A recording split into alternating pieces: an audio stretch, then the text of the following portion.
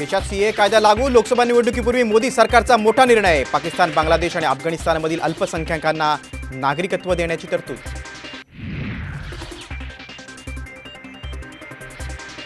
सरकारी कागदपत्रांवर वडिलांसोबत आईचंही नाव लिहिणं बंधनकारक, राज्य मंत्रिमंडळ बैठकीत मोठा निर्णय। तर मुंबईत थीम पार्क बनवण्याचंही केलं जाहीर।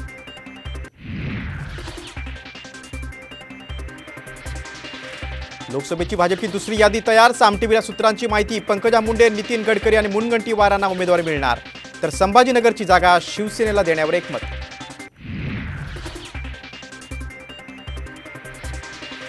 जागा वाटपाचा फॉर्म्युला ठरणार, धीर धरा। कॅबिनेट बैठकीत मुख्यमंत्री आणि उपमुख्यमंत्र्यांच्या सहकार्यांना सूचना, जाहीर न बोलण्याचाही दिला सल्ला।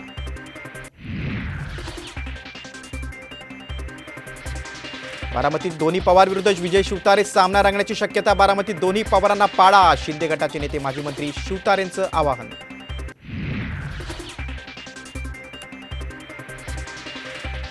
अमोल कोल्हेंनी निलेश लंकेंची भेट घेतल्याने शरद पवार गटात जाण्याच्या चर्चेला उधाण, तर कुठेही जाणार नाही, निव्वळ अफवा। निलेश लंकेचं साम टीव्हीवर स्पष्टीकरण।